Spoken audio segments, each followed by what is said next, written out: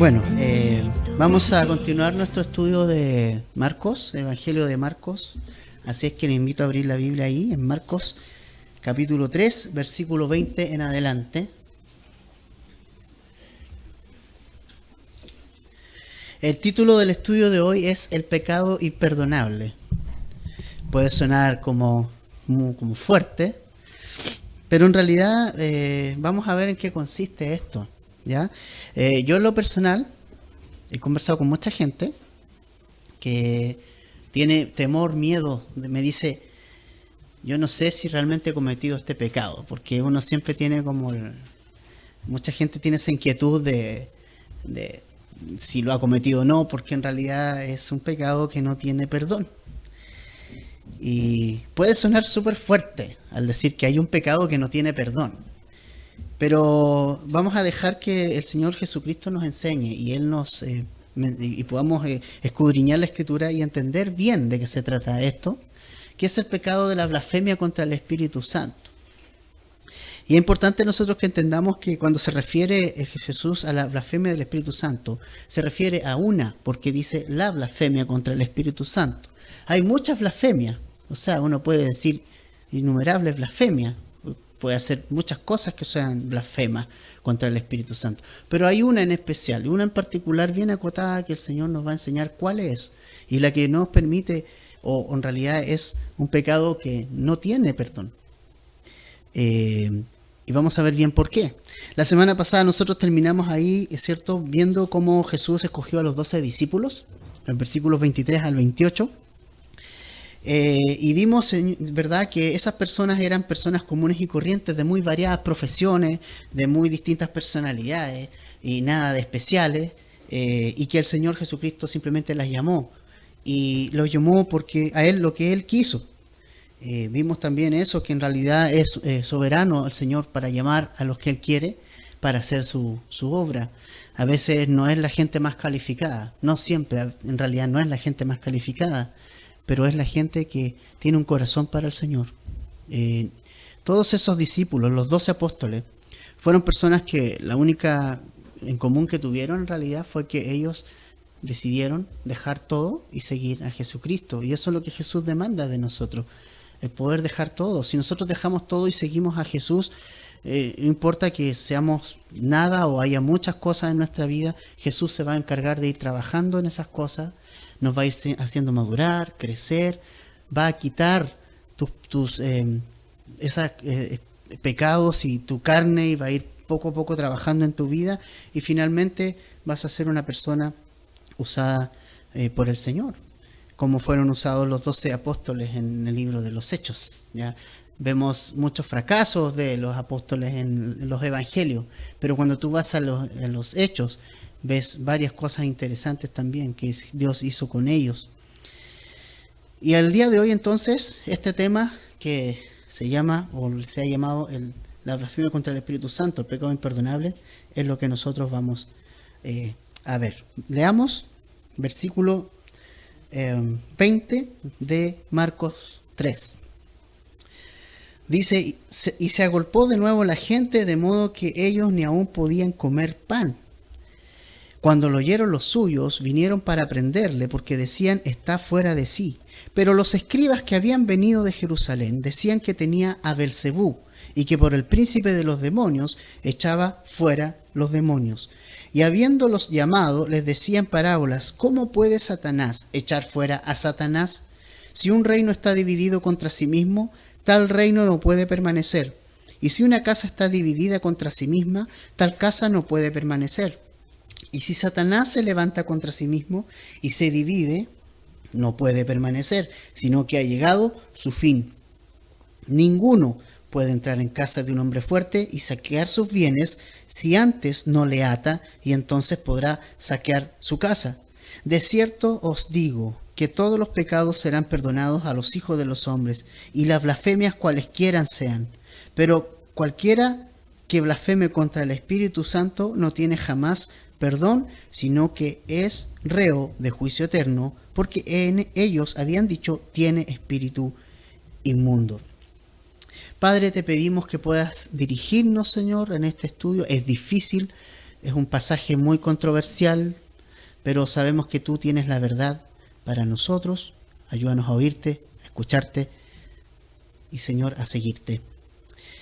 Gracias, Señor, en el nombre de Jesús. Amén. Primero lo que vemos acá con el Señor, bueno, Marcos es la historia de Jesús y está constantemente moviéndose Jesús por todos lados. Hemos visto que pasa de un lugar a otro, viaja de un lugar a otro. Siempre Jesús se está moviendo constantemente, porque así es la vida de Jesús y así es la vida de un discípulo de Jesús. Un discípulo de Jesús va a ser una persona que va a estar en constante movimiento. Jesús nunca llamó a gente que estaba sentada. Si ustedes se fijan, cuando llamó a Pedro, cuando llamó a Juan, cuando llamó a Mateo, eran personas que estaban moviéndose, estaban haciendo algo, ¿ya? No como la gente muchas veces, algunos dicen, bueno, yo me voy a dedicar a la obra de Dios y me siento y ahí me quedo en la silla esperando que me llegue ya los diezmos y ahí sentados, ¿no? Jesús no nos enseña eso. Jesús nos enseña a seguirlo y nos enseña a que tenemos que estar en constante movimiento. Un verdadero siervo de Dios siempre está mirando y observando dónde está la necesidad para ir y para servir y para estar ahí. Y a veces hasta muy, muy tarde. Y aquí lo que nosotros vemos, ¿cierto?, es que nuevamente la gente se agolpa hacia el Señor Jesucristo. Ya dijimos la semana pasada que la gente quiere a Jesús, lo busca, lo sigue porque es muy famoso ya. Porque ya tiene fama y que sana a la gente, que echa fuera demonios, y muchas de esas personas no lo siguen porque, no sé, quieren algo de Jesús. Simplemente lo siguen por eso, porque les daba comida, por los alimentos, el pan, los peces, por las sanidades y todo ese tipo de cosas. Y al final no eran personas que lo querían seguir por lo que Él significaba, por lo que Él era, por lo que significaba como Salvador. Entonces, es importante y es interesante saber de que no necesariamente esta gente que se agolpa quiere seguir a Jesús porque Él tiene palabras de vida eterna. Es gente que le está siguiendo porque Él tiene sanidades y echa fuera demonios y todo ese tipo de cosas.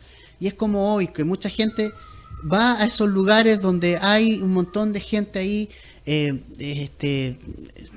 danzando y como que hay sanidad y que le dan énfasis a esas cosas. Y la gente le encanta eso porque la gente quiere recibir esas cosas. Tiene comezón de oír cosas nuevas, ¿ya?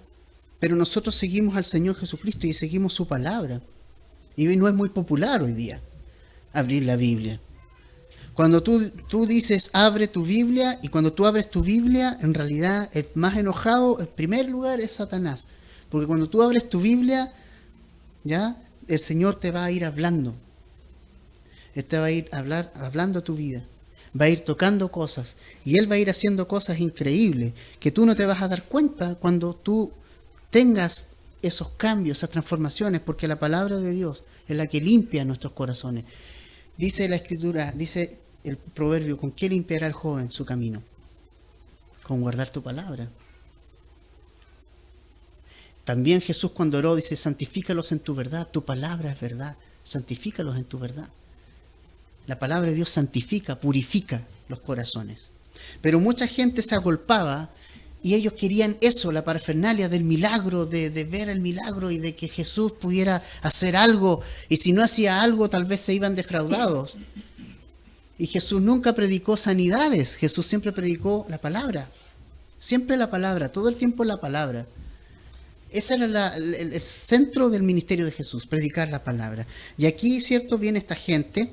Y es interesante lo que dice el verso 20, porque dice que se agolpaba la gente otra vez. Y dice que ellos, refiriéndose a Jesús y sus discípulos, ni siquiera podían comer pan. Oh, con lo que me gusta el pan a mí, y me gusta comer, soy sincero, soy malo para hacer dieta. Y en realidad pensaba en esto, porque era tanta la demanda que Jesús tenía de sus discípulos que ni siquiera tenían tiempo para comer pan. Porque venía la gente a ellos y Jesús nunca fue de los que le dijo, ¿saben qué? Váyanse y vuelvan más rato porque hoy esta es la hora de colación. ¿Ya? ¿Se acuerdan ustedes cuando Jesús multiplicó los 5 panes y los 2 peces y alimentó 5.000 personas? historia bien conocida, ¿cierto? De Jesús que multiplicó y llegaron a sobrar tanto que hubo ahí tanto pan. Los discípulos querían mandar a la gente para la casa, ¿ya? Vinieron al Señor Jesucristo y vieron a la gente allí sentada y dijeron, ¿sabes, Jesús? Diles que se vayan a sus casas porque deben tener hambre. Los discípulos querían echarlo. Pero Jesús, ¿qué les dijo? Les dijo, denles ustedes de comer. Les dijo, ustedes arreglen el problema. Ustedes tienen algo que hacer. Somos discípulos de Jesús y tenemos que aprender de Jesús. Y Jesús le estaba enseñando a sus discípulos a que la comida, a que las necesidades muchas veces nosotros vamos a tener que tener esa disposición. Y a veces contra nuestra colación, contra nuestro sueño. Y a veces ha sido así. A veces un llamado telefónico en la noche. ¿Ya? No solamente al pastor. Si alguno piensa que el pastor es el que tiene que hacer, no. El Señor nos ha llamado a ser discípulos y todos los que estamos aquí somos discípulos. Y a veces, hey, ¿sabes qué? Tengo mal a mi hermano, falleció tal persona, necesita, allá vamos. A veces en la noche. Y a veces al otro día hay que trabajar. Y a veces no dormimos. Y a veces no comimos. Nosotros tenemos que tener en cuenta que la vida del discípulo es así. A veces no va a haber ni aún tiempo para comer, no va a haber aún tiempo para colar, para hacer colaciones, para dormir. Y a veces, bueno, pensamos, ¿qué pasa? ¿Por qué? O sea, ¿por qué tanta demanda? Pero es necesario hacer esto. Me gusta lo que dice Jesús en Juan, Evangelio de Juan, capítulo 4, versículo 30 al 34. Juan, capítulo 4, versículo 30 al 34. Me gusta lo que Jesús dice allí. Mira lo que le dicen los discípulos a Jesús. Juan 4, 30 al 34.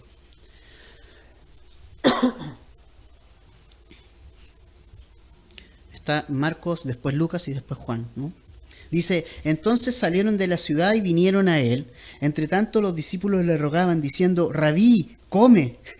Le decían los discípulos al Señor.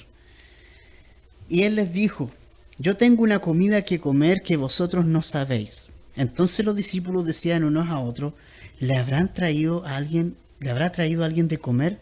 Jesús les dijo, mi comida es que haga la voluntad del que me envió y acabe su obra. Jesús se centraba en las cosas espirituales. No digo que es pecado comer ni nada por el estilo, pero estoy diciendo que cuando lo espiritual, cuando el servicio, había que hacerlo. Cuando el Señor Jesucristo no era compatible el comer con el llamado que Él tenía, pues Él prefería no comer. Ahora, cuando Satanás lo tienta en el desierto, Jesús también dijo, no solo de pan vivirá el hombre, sino de toda palabra que sale de la boca de Dios. Por eso, ¿sabes cuál es nuestra mayor ayuda social? Sin dejar de lado ayudar en lo material al que no tiene. Nosotros todos los fines de mes, ¿cierto? En la Santa Cena, que es el próximo domingo, aprovecho de recordarles, recibimos alimentos no perecibles en una canasta, ¿no? Y observamos si hay en la congregación alguien que pueda tener algún problema, o si no es en la congregación, es afuera, o es alguien que necesite de esa canasta, se la damos, se la regalamos, y a veces más. Pero si no les damos la palabra, el pan y la comida te sacia por unas horas. Luego vas a tener vuelve a tener hambre. Es decir, es algo que tiene una temporalidad. Pero si nosotros le entregamos la palabra de Dios, eso le va a llevar a la eternidad. No es perecedero. Eso les va a servir y van a estar eternamente con Jesús. Y esa es la prioridad. Jesús tenía esa prioridad de enseñar, enseñar y enseñar. Y aunque eso significara muchas veces dejar el alimento de lado, y tanto que los discípulos le dijeron, oye, come, por favor, maestro, come, y dice, yo tengo una mejor comida, que es hacer la voluntad de Dios y terminar la obra que el Señor me ha enviado a hacer. Esa es la comida del Señor. La comida que no podía faltar en la vida de Jesús era la de hacer la voluntad del Señor. Podía faltar todo lo demás, pero eso no. A veces pasamos escasez, a veces hay tiempos en que no tenemos mucho. El apóstol Pablo, como un ministro del Señor también, él dice que él aprendió a vivir con mucho, en abundancia, aprendió a vivir también en necesidad. Se aprende, ¿no? Se aprende eso. Es fácil vivir en abundancia. Lo que hay que aprender es a vivir en necesidad. Y el Señor nos enseña a través de eso, a través de muchas cosas, a vivir en necesidad también, aprender. Que a veces no necesitamos grandes cosas, una gran cena para satisfacer nuestro cuerpo. El Señor es capaz de hacer aún milagros con nosotros. Y a veces un pan se multiplica por mucho.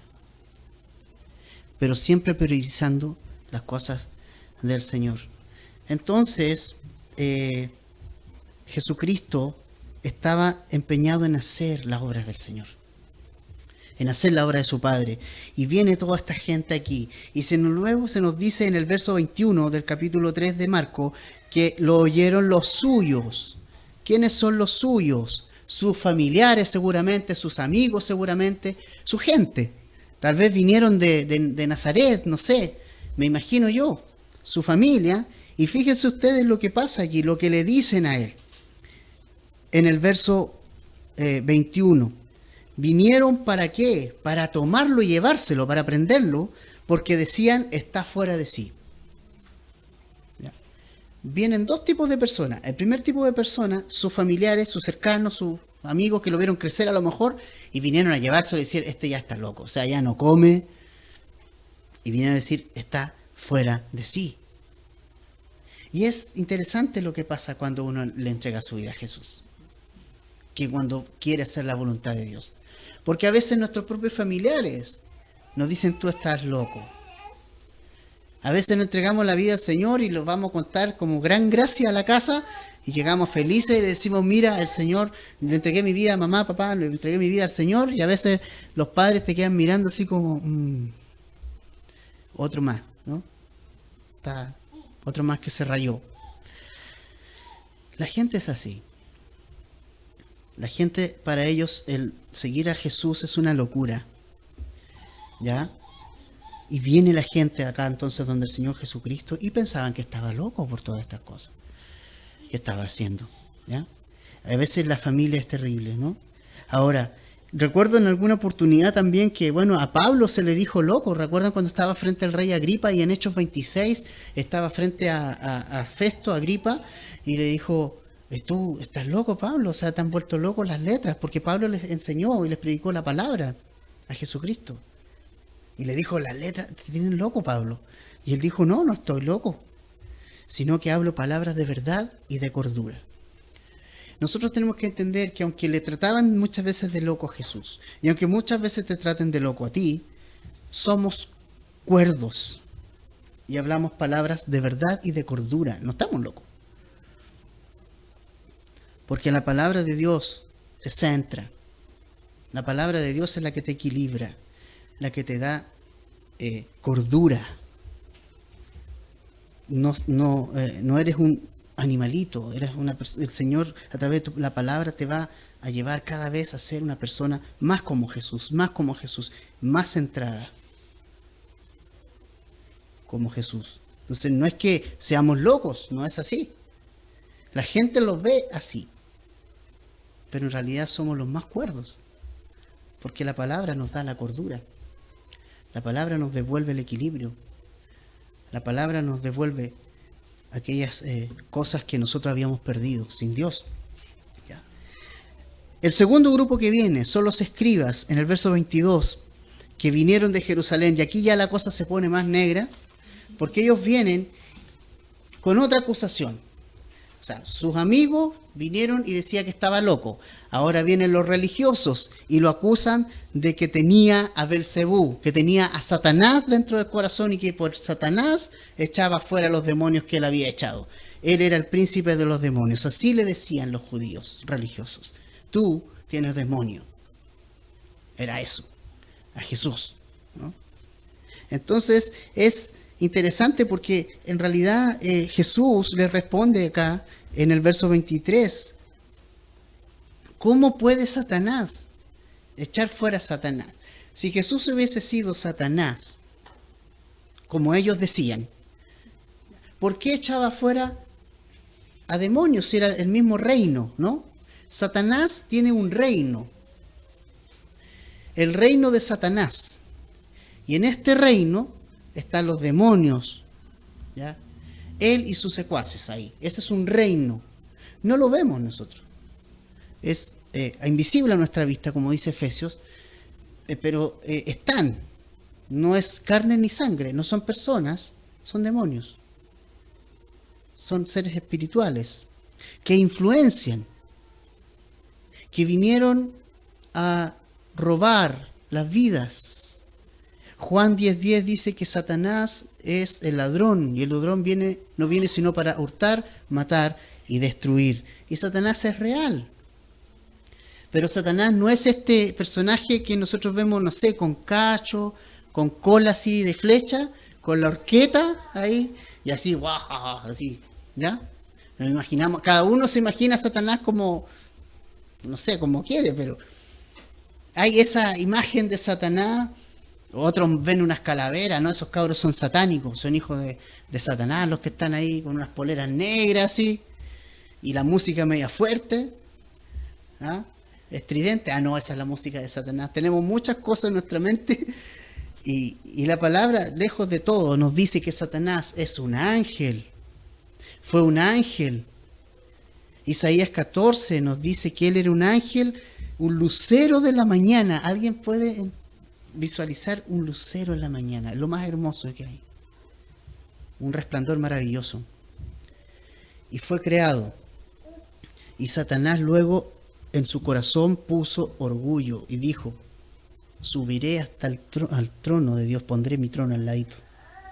Voy a ser semejante al Altísimo. Quiero ser semejante a Dios. Quiero ser semejante a Él. Y fue derribado por el Señor. Fue derribado por Dios. Se dividió el reino, ¡pum! Porque en el reino de Dios no hay lugar para otro reino. Entonces Satanás cayó con todos sus demonios y estableció un reino, el reino de Satanás, que vino a hurtar, que vino a matar, que vino a destruir la vida de miles de personas, vino a influenciar la mente de muchos, haciéndole pensar que no hay Dios. De hecho, el mejor trabajo de Satanás es pensar que Él no existe, que Satanás tampoco existe. Entonces hay gente que dice, si esas son mentiras, pero están influenciados por Él mismo, a quien dicen que no existe. ¿Me entienden? Y Satanás vino a arrebatar las vidas. Y nunca hubieron tantos endemoniados como en el tiempo de Jesús, porque Él lo que hacía era rebajar al estándar del hombre. Fíjense ustedes que hubieron a veces demonios que Jesús tuvo que sacar, expulsar, que llevaban a las personas a la tumba, decía. Había un endemoniado que Satanás lo llevaba a los sepulcros. Había otro que se tiraba fuego, se encendía fuego. Y gritaba como loco, andaba desnudo. Estaba fuera de sus cabales. ¿Me entienden? Esa persona estaba bajo el reino de Satanás, engañado. Y Satanás estaba haciendo de las suyas entonces. Porque dime tú, ¿cómo una persona va a poder creer en Jesús si sus facultades mentales están perturbadas? Mira qué trabajo hace Satanás. Si sus facultades mentales están perturbadas, se anda echándose fuego. ¿Qué es eso? Que quiere que el hombre se destruya, muera y muera sin Cristo. Ahora Satanás está actuando mucho más sutil. Dice que es como ángel de luz. con cosas buenas. Con cosas buenas, con religiones orientales. Y nos mete el dedo en la boca Satanás. Porque todas las religiones orientales están, y todo este tipo de religiones como que están de moda ahora, ¿no? De meditaciones y cosas. Cuando queda tu mente en blanco, es el estado mental más peligroso que existe. Porque ahí puede entrar cualquier cosa a tu mente. Satanás puede entrar y hacer lo que quiere cuando tu mente está en blanco. Jesús es cordura. Jesús no está loco. Y los que le seguimos no estamos locos. Somos sobrios. Pero vienen estos hombres acá. Entonces este reino de Satanás trabaja ¿para qué? Trabaja en contra de Jesús, trabaja en contra de Dios. Entonces si Jesús hubiese sido un hijo o un demonio o el príncipe de los demonios, ya como le decían, Belcebú, ya, si hubiese sido eso, o sea, ¿por qué estaba echando fuera demonios entonces? Era como un reino dividido, ¿ya? Un reino dividido. Bueno, hemos tenido nosotros muchas, en la historia han pasado muchas veces imperios que se han dividido, reinos que se han dividido, estados que se han dividido, ¿verdad? No prevalecen. No pueden vivir dos en un mismo territorio. Uno tiene que salir. No prevalece si un reino está dividido contra sí mismo. También dice Jesús y pone el caso de una casa dividida contra sí misma. Han tratado, yo no sé cómo es la experiencia de cada uno, pero debe ser terrible ver a los papás separarse. Debe ser terrible. Es muy terrible. Y cuando eso pasa, ¿qué pasa con la familia? Se desestabiliza. Los hijos no saben para dónde ir. ¿Qué se produce? Una división. Una casa, una familia que tenga a sus padres divididos no va a permanecer, no va a prevalecer. Porque no hay unión, no hay unidad. No están en la misma página. Cada uno partió con su propio proyecto. Y esa casa va a terminar en la ruina. Entonces dice Dios acá que Satanás no puede dividirse así, no puede andar así, no puede echarse fuera a sí mismo, porque de lo contrario, ¿cómo va a prevalecer? A Satanás no le importaba, no le interesaba, no quería dividirse, todo lo contrario, quería sumar fuerzas para ir contra Jesús, para estar contra él. 40 días lo tentó en el desierto, pero no lo ha dejado tranquilo, siempre andaba ahí, al acecho. ¿Ya? No puede prevalecer. Si Jesús hubiese sido un demonio o algo, no puede Satanás prevalecer. Jesús le está diciendo, ¿cómo? Si yo soy demonio, si ustedes piensan que yo soy el príncipe de los demonios, ¿cómo yo puedo echar afuera al mismo Satanás si soy Satanás? Es imposible, ¿no? Es imposible. Ahora, dentro de todo lo que Satanás está haciendo, y lo que vino a hacer, y lo que hace, robando, hurtando, matando, destruyendo, Jesús vino y venció a Satanás. Venció a Satanás. ¿Ya? Y en el verso 27 tenemos algo bien importante. Ninguno puede entrar en la casa de un hombre fuerte y saquear sus bienes si antes no le ata, y entonces podrá saquear su casa. Jesús está diciendo, Satanás es el hombre fuerte. Es un hombre fuerte, que está saqueando, que está engañando, pero Jesús vino a arrebatarle y a saquear el reino de Satanás. Vino a tomar a las personas y a quitárselas a Satanás. Pero acá lo que está diciendo el Señor es que nadie puede entrar en este reino de Satanás si primero no ata a Satanás. ¿Ya? Lo inmoviliza. Está citando un ejemplo de un hombre, cierto, fuerte, que tiene en su casa muchos bienes. Entonces, si tú quieres llevarte esos bienes, lo que hay que hacer es amarrar al dueño de casa. Porque es fuerte. Eso es lo que te está diciendo el Señor acá. Entonces, Satanás es ese hombre fuerte. Y que el Señor Jesucristo lo que estaba haciendo era amarrarlo, atarlo, para saquear y sacar literalmente personas desde el infierno a la luz.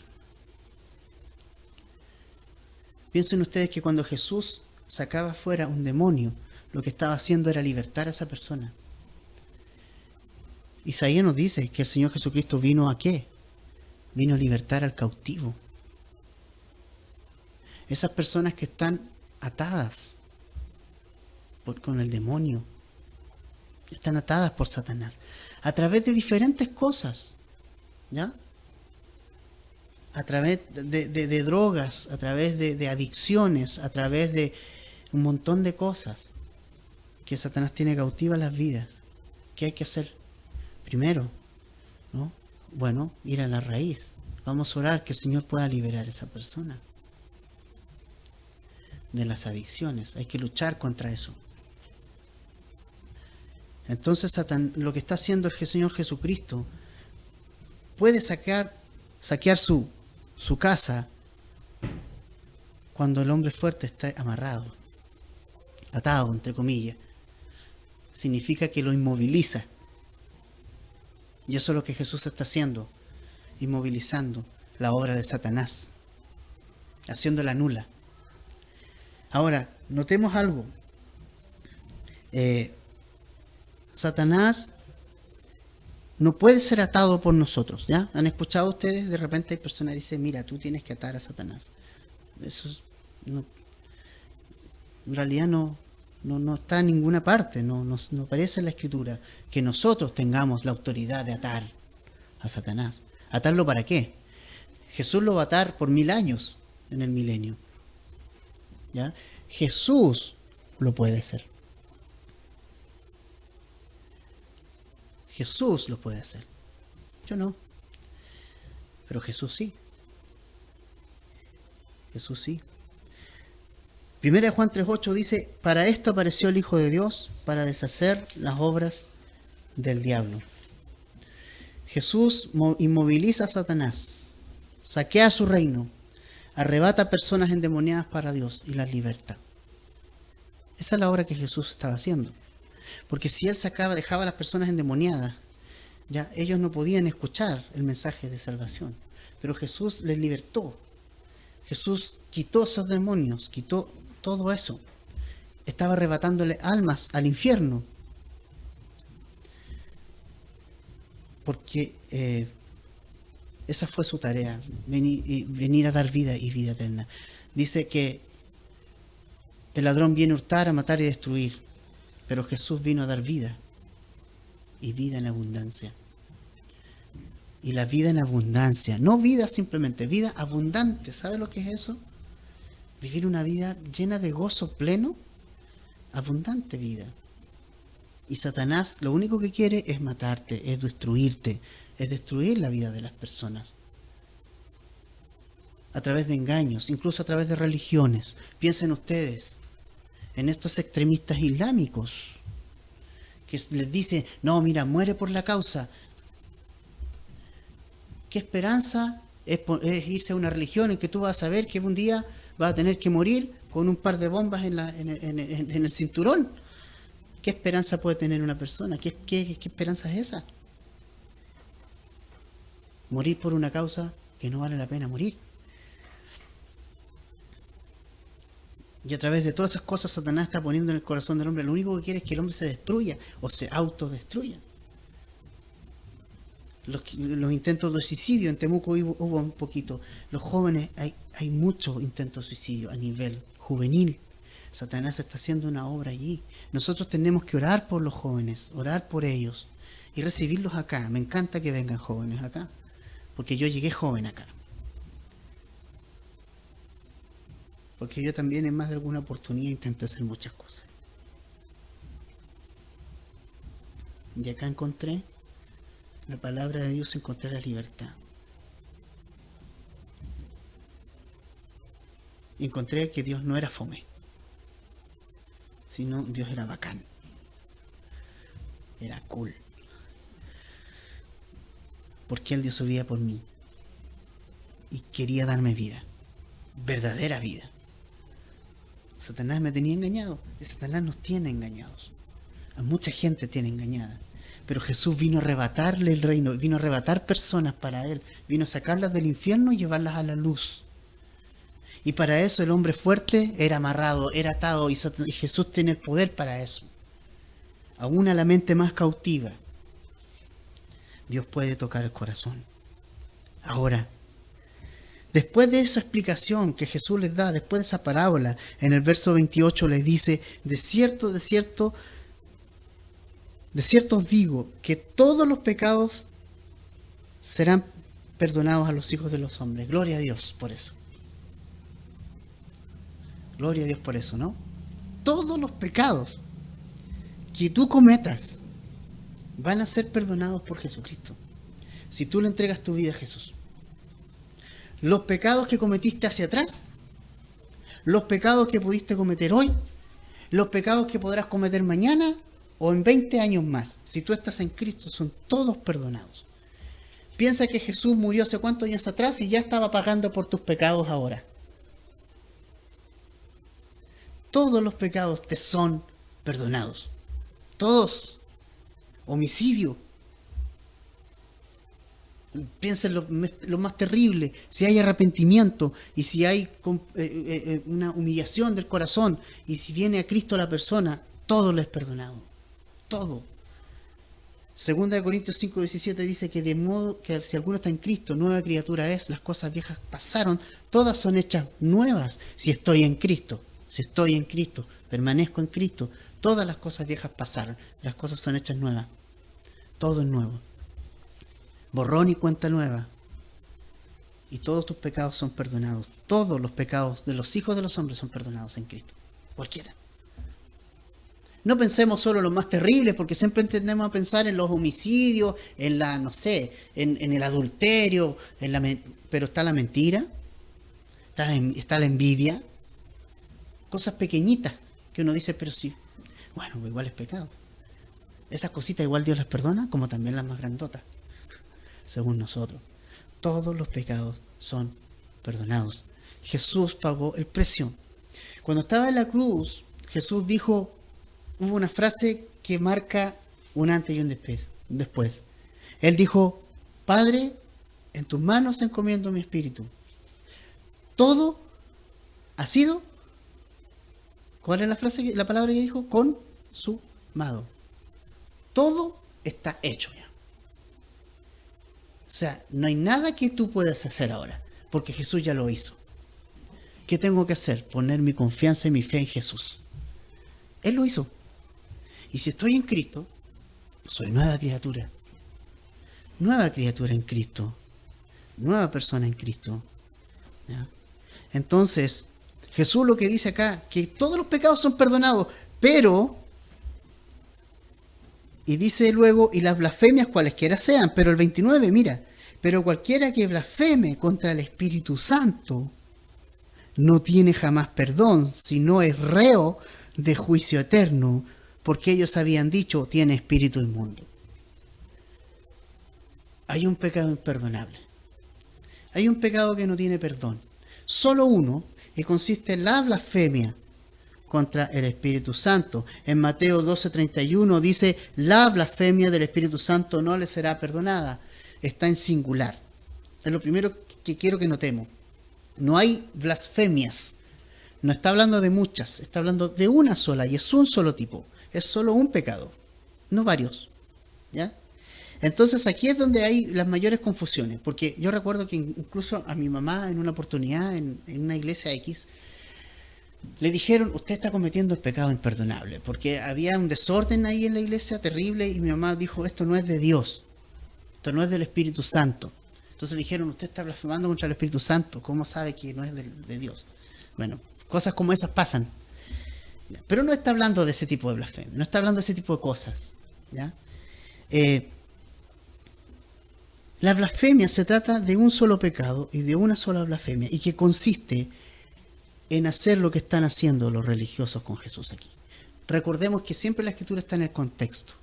Estamos hablando de que Jesús está arrebatando el reino está violentando el reino de Satanás, está sacando gente de ahí, está salvando gente de ahí. Estamos hablando de que Jesús es el Hijo de Dios, está en cuestión su persona, está en cuestión su identidad. Estas personas están dudando de que Él es el Hijo de Dios, no lo están recibiendo como el Hijo de Dios. Están diciendo que Él es demonio, el príncipe de Satanás, Él es Satanás. Están diciendo, en lugar de que Él es el Hijo de Dios, están diciendo Él es un demonio. Ese es el contexto aquí. Entonces Jesús dice, mira, lo que ustedes están haciendo, están rechazando lo que Dios les envió. Ustedes están diciendo que yo tengo demonio cuando en realidad yo soy el Hijo de Dios. Entonces, si nosotros revisamos la obra del Espíritu Santo, nos vamos a dar cuenta de qué se trata. Juan capítulo 16, versículos 7 al 11. Si vas allí un momento, al Juan capítulo 16, versículos 7 al 11.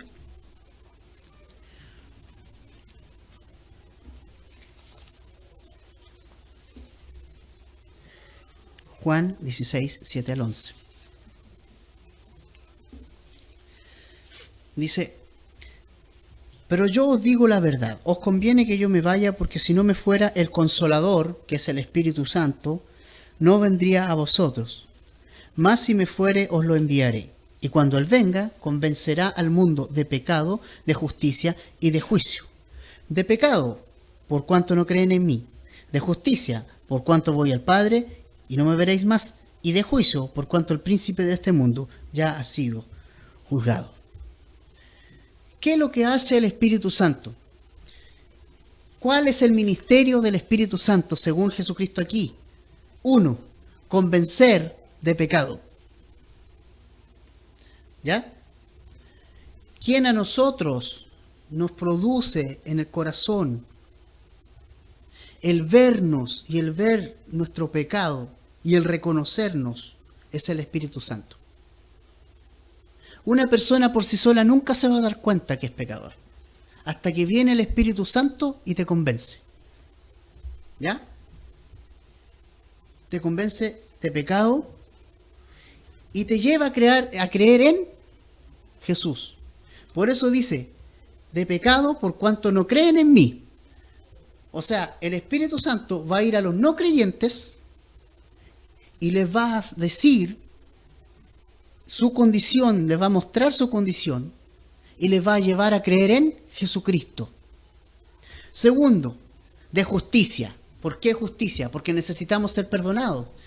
¿Y por qué dice Jesús acá? Por cuanto voy al Padre y no me veréis más. De justicia, porque Jesús va a abogar delante del Padre. En Él está la justicia. En Jesús, nosotros somos injustos, pero Él es justo. El justo pagó por los injustos. Nosotros que éramos injustos vinimos ahora a ser justos en Jesucristo. En Jesucristo. Y tercero, convencer de juicio, porque el príncipe de este mundo ya ha sido juzgado. El Satanás ha sido juzgado, ya está frito. ¿No? Está juzgado, le espera el abismo, el infierno. ¿Cómo será ese lugar? Que cuando el Señor en una oportunidad a un endemoniado de Gadara, los endemoniados, la legión de demonios le dijo, no nos mande al abismo, por favor. O sea, debe ser terrible.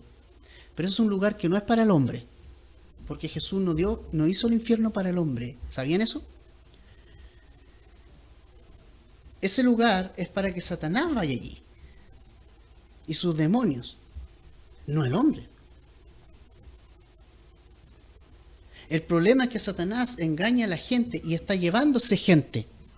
Él está llevando gente ahí, no Dios. Por eso Dios provee a Jesús, para que no vayas ahí, para que no caigas ahí, porque eso no es un lugar que Dios hizo para ti. Pero Satanás nos viene a engañar, y engaña a muchos, y lleva a muchos ahí. No te dejes engañar por Satanás. Dios te no hizo el infierno para ti, Dios hizo el cielo para ti, y quiere que tú disfrutes del cielo. Y Él ha hecho todo para que tú estés ahí. Solamente tú tienes que creer en Jesucristo. Nada más. Poner tu vida en las manos de Jesús. no rechazar a Jesús. Entonces, si nos damos cuenta del ministerio del Espíritu Santo, te vas a dar cuenta en qué consiste la blasfemia del Espíritu Santo. Si el Espíritu Santo te está llevando a Jesús, si el Espíritu Santo te está convenciendo que tienes que creer a Jesús, y te está demostrando que el hombre que tienes enfrente allí, en esta etapa, en esta historia, es el Hijo de Dios, es el Mesías que vino a salvarte, pero tú estás diciendo, no, ese es Satanás, yo no lo recibo, y estás poniéndote en ese plano, ¿qué estás haciendo? Estás haciendo que el Espíritu Santo quede por mentiroso.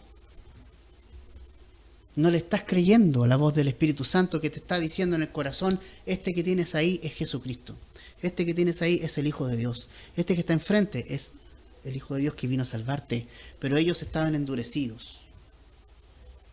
No es nuevo que estén endurecidos, ellos ya vienen duros de antes.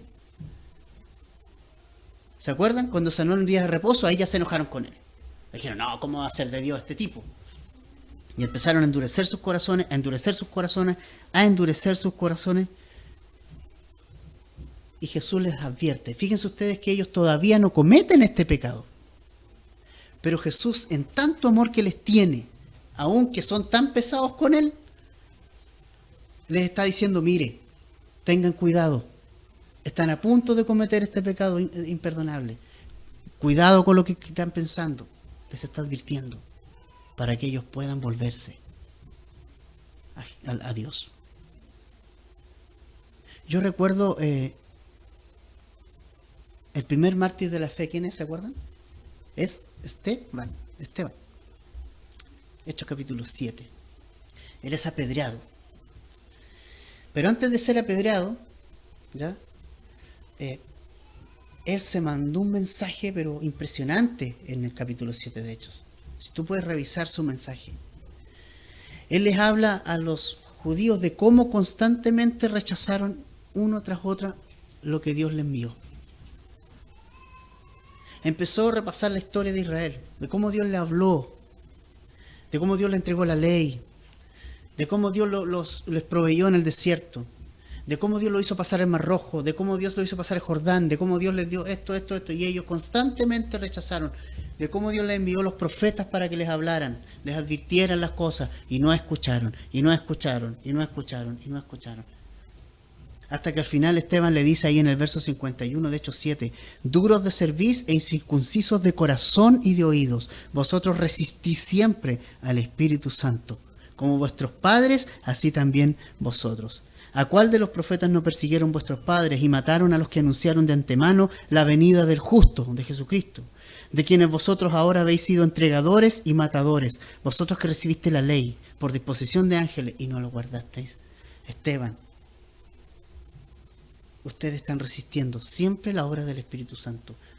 El Espíritu Santo les ha querido hablar, les ha querido llevar a Jesús, les ha tocado y ustedes dele que no quieren. Ese es el pecado imperdonable. Dios no puede perdonar el rechazo a su Hijo, porque es la única provisión para que tú tengas paz con Él. ¿Me entiendes? Esa es la blasfemia del Espíritu Santo. No, ¿para qué tanto redundar tantas cosas, no? Es solo eso. Que si tú constantemente se estás rechazando a Jesús, va a llegar un punto en que tu corazón ya va a estar tan duro que te va a causar recelo y ya te va a resbalar todo. ¿Y sabe lo que hace Dios con eso? Dice que, la Escritura dice que a estas personas Dios los entregó a la inmundicia. ¿Ya? Mira lo que dice Romanos. Si vas a Romanos, por un momento, capítulo 1.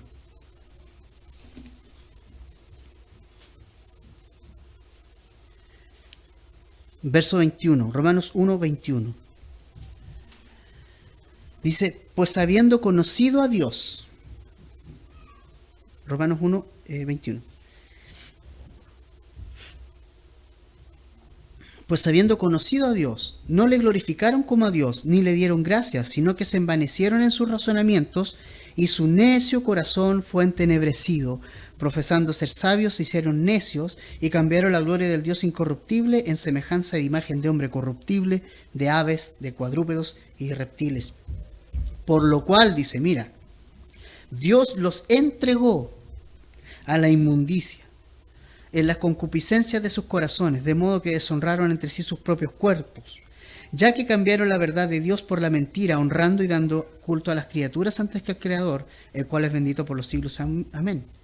Segundo, Dios los entregó, segunda vez, a pasiones vergonzosas, pues aún sus mujeres cambiaron el uso natural por el que es contra naturaleza, y de igual modo también los hombres, dejando el uso natural de la mujer, se encendieron en su lascivia unos con otros, cometiendo hechos vergonzosos hombres con hombres, y recibiendo en sí mismos la retribución debida a su extravío. ¿Les suena? Estamos en estos tiempos, estamos observando lo que está pasando. ¿Sabes por qué está pasando eso? Porque el hombre rechazó a Dios. No es otra cosa. Que sea moderno no significa que sea bueno. Porque todos tienden a pensar, pero es que así está ahora. No significa que sea bueno. ¿No? En el 28 también dice, y como ellos no aprobaron tener en cuenta a Dios, Dios los entregó a una mente reprobada. ¿Te dan cuenta? Llega a un nivel, no sabemos ese nivel, en que pierdes toda convicción de Dios. Pierdes toda convicción del Espíritu Santo. Esa convicción que el Espíritu Santo te estaba tocando permanentemente y tú estabas cediendo ante Él. Pero si tú endureces tu corazón a la obra del Espíritu Santo, te vas a ir en contra cada vez más del Espíritu Santo. Al final, tu corazón va a endurecerse y llega al límite en que Dios dice, ¿no quieres? Allá tú. Y entrega a la inmundicia y haz lo que tú quieres, revuélcate en el lodo, pero yo estoy amándote cada día y quiero tu corazón, quiero tu vida, pero yo insisto en rechazar.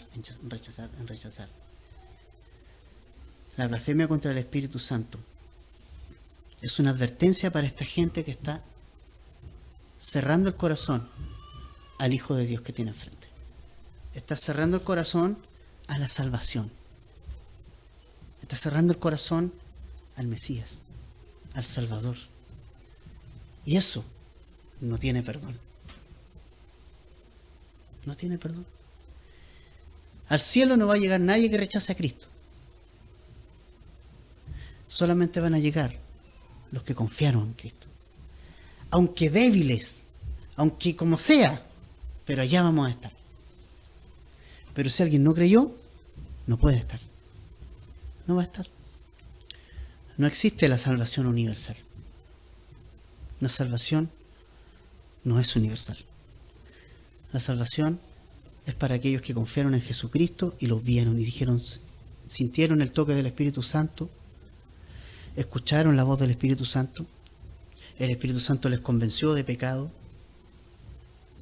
creyeron en la persona de Jesús como el sustituto para sus pecados y confiaron en Él y le siguieron.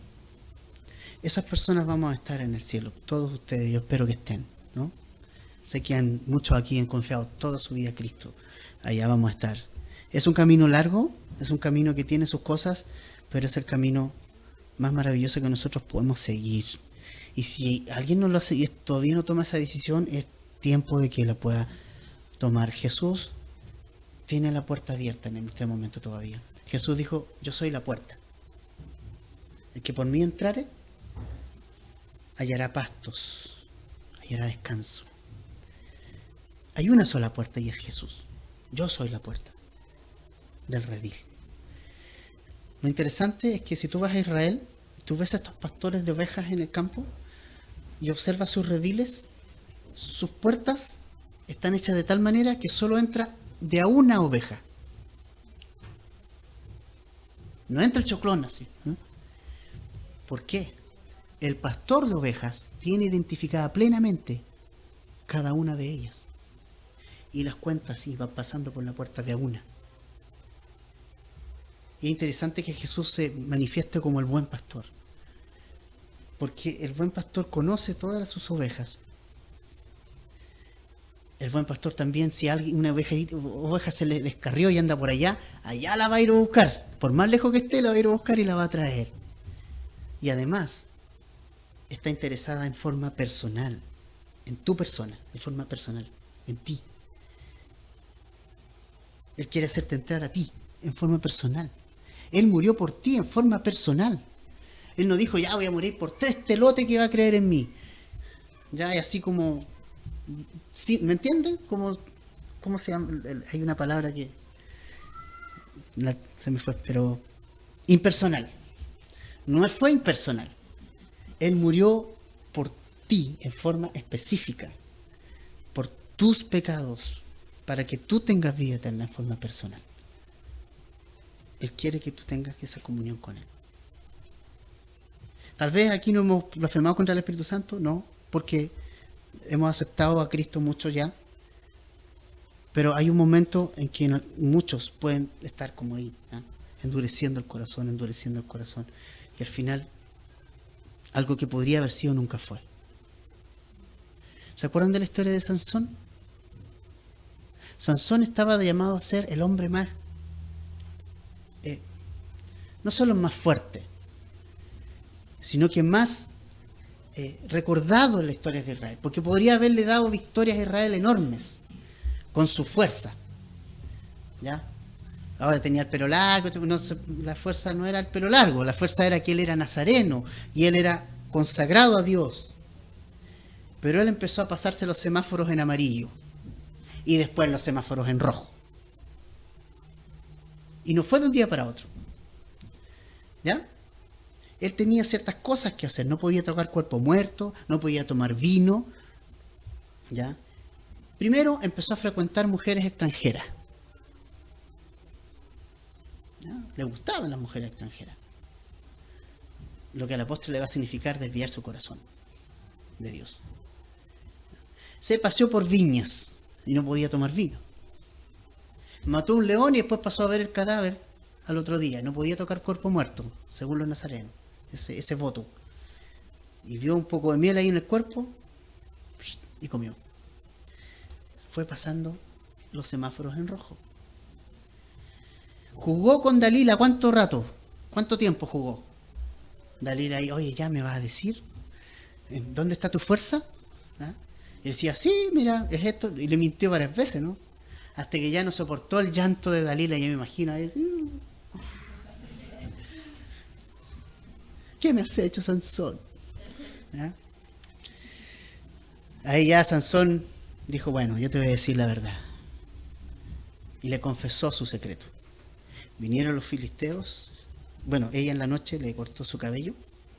Vuelvo a insistir, no que el cabello haya tenido la fuerza, pero era el símbolo de su consagración a Dios. Al cortarle el cabello le estaba diciendo, yo ya no estoy consagrado a Dios. Yo violé mi voto. Vinieron los filisteos y se lo llevaron como llevarse un gatito. Y terminó mal sus días. Ciego, le sacaron los ojos y terminó moliendo alrededor de un molino todo el tiempo ahí. Pero Dios tan misericordioso, no podía soportar así su vida Sansón y dijo, Dios, dame la última fuerza, aunque sea la última. Y Dios le devolvió su fuerza. Tomó todo eso que tenía encima, las cadenas y todo, y cayó toda la construcción y mató más filisteos que en toda su vida. Solo por misericordia de Dios. Pero si yo empiezo a endurecer el corazón, puedo terminar mal. Entrégale tu corazón a Jesús. No luches más contra Jesús, ¿no? Vamos a orar. Padre, gracias por esta mañana. Y te pedimos, Señor, que tu Espíritu Santo pueda redarguir nuestra